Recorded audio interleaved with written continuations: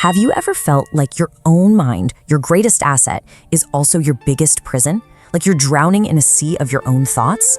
If that hits close to home, then you're in exactly the right place. We're gonna dive deep into what that's all about. So let me just ask you this straight out. Does this sound like you? You walk into a room and you can see all the angles. You connect the dots way faster than anyone else. But when it's actually time to do something, you freeze. It's a lonely, frustrating place to be, isn't it? You know, you are a master observer. Seriously. While everyone else is just out there living, doing, you're a step back. You're analyzing, you're processing, you're seeing the game board while they're just moving the pieces. The only problem is you're often watching from the sidelines instead of actually playing. And that incredible brain of yours, it doesn't just analyze the world out there, it turns inward. It's like a supercomputer that's constantly running simulations. And for some reason, it's a genius at calculating every single thing that could possibly go wrong. You tell yourself it's just being prepared, right? But it feels more like being trapped in a web of what-ifs. And this right here, this is the real gut punch. There's this deep part of you, this powerful current that is just dying to move, to get going, to make things happen. But you feel stuck, completely frozen. It's like you're standing on a frozen lake and you can see the whole ocean underneath, but you can't break through the ice. So what is going on here? Well, believe it or not, these feelings aren't just random quirks. They're actually part of a really old, really wise pattern. It comes from a framework in ancient Chinese philosophy, and it describes this state of being perfectly. It's what we're going to call the water mind. Now, this whole idea comes from something called the Wu Xing, or the Chinese five-element system. And before you check out, it's not astrology, it's more like a framework for understanding the flow of energy.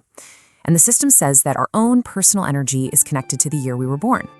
So the big question is, could this be you? Are you what they call a water person? Well, let's find out right now. It's actually way simpler than you might think. Just take a quick look at this list. If the year you were born ends in a 2 or a 3, then according to this ancient system, your fundamental element is water. For so many people, seeing their year on a list like this is this huge aha moment. It's like a lifetime of feeling this way suddenly clicks. So if you just saw your year up there, I want you to listen really closely. This way of being, it's not a curse, it's a gift. You literally have a superpower.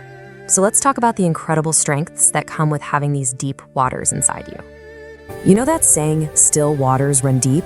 That's you. Your gift, your superpower is wisdom.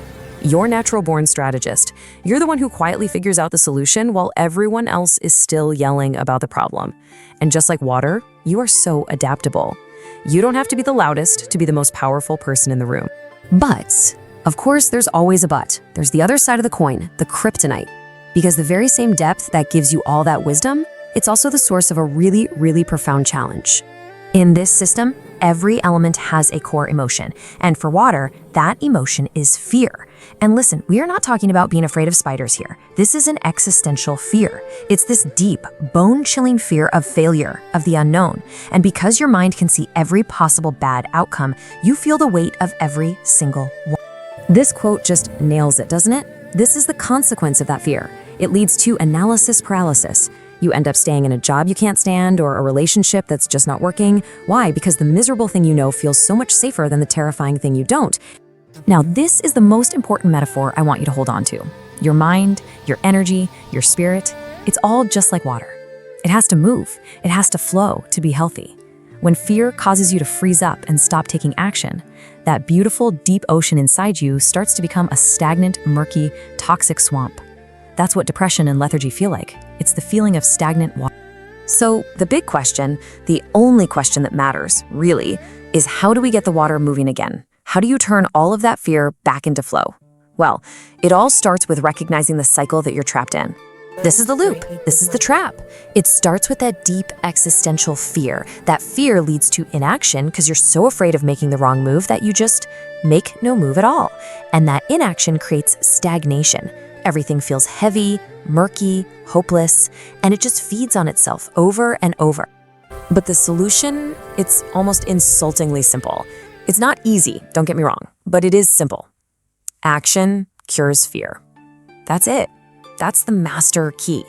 The only way to get stagnant water moving is to, well, move it. See, as a strategist, you're always waiting for the perfect plan, for the perfect conditions. You're waiting for this magical current to just show up and carry you where you need to go. But life doesn't work like that. Sometimes you just have to start swimming, even if the strokes are clumsy, even if you don't know exactly where the shore is. And that's the real secret. You don't need to have the entire journey mapped out. I know your mind is screaming for that, but you have to let that go. All you have to do, all you ever have to do, is focus on flowing into the very next step. Just one. That's it. That's how you get the water moving again. So I'm going to leave you with this question. Your mind is an unbelievable gift. You genuinely have enough wisdom to solve some of the world's biggest problems, but the biggest and most important project you'll ever have is you. So do you have enough courage to take that one tiny first step, to choose action over analysis, to save yourself from drowning in your own beautiful mind?